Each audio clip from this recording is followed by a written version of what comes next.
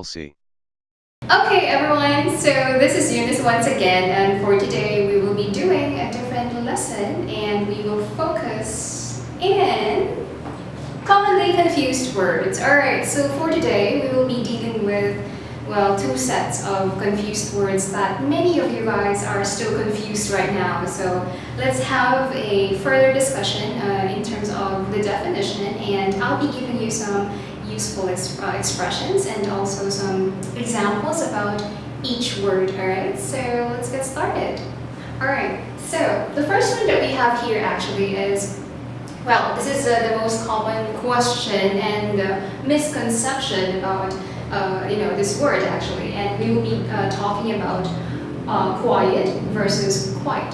Alright, so many of you guys until now actually, like even you graduated in your kind of like a bachelor's degree like that, and you already have a bachelor's degree, or probably you finished university with flying colors, you are still confused about the difference actually between quiet and quiet, especially not just with the sound but also with the spelling and definition, of course. Alright, so when we say quiet, of course it means the sound, like nobody's talking, like it's silent, like that, silence. So that means to say we're talking about and we're dealing about the tranquility, or for example the peacefulness of a place. So for example, like nobody's talking, then we can also say that he is quiet. Alright, so well, speaking of that, let's have the example here. Well, according to the example given, Sam is quiet when he is around Tim. So that means to say Sam is quiet, like he doesn't say a word whenever he's around with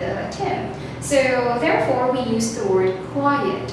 Alright, so what about quiet? Okay, so also quiet is actually like a misconception. Why? So many people think, and students think also, that quiet means a little bit, right? Well, actually it's the opposite, it's the other way around. Because when you say quiet, it means totally or completely, or let's just say 100% assurance, like that. So, for example, for this one, this exam is quite hard. So let's put an emphasis to quite.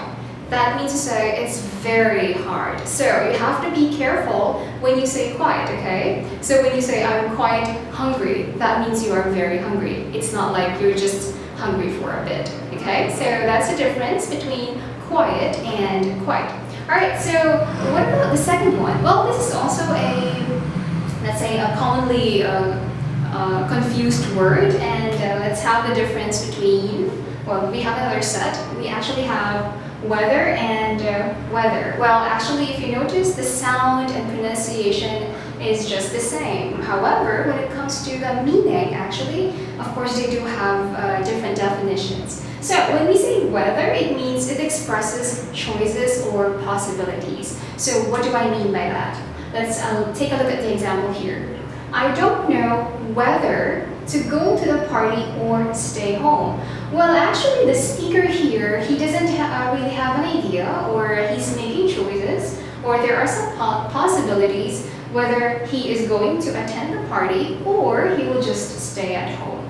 So you have to provide or to write or to include choices in here, or possibilities, when we are talking about weather, which is actually, take note, there's an H after W and it doesn't have letter A or the vowel A. So that's actually the difference between the spelling itself, alright?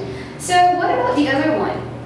So the other one is very common, of course. It's a very simple word in here. So we have weather. Well, that means it's just the condition of the atmosphere. Let's say, for example, take a look outside and look up like that. So what do you normally see? So that's actually the weather, all right? So very common. So we have an example here. The weather is beautiful today. Let's go for a walk. So that means to say we are emphasizing this is our subject. The weather, that means it's beautiful today, so why not go for a picnic or go out for a walk like that. Okay, so I guess that's it, and I hope that you learned and you're able to know the difference between quiet and quite. weather and weather. So that's it for today, and I hope that next time you use these words, you will be able to distinguish the difference, alright?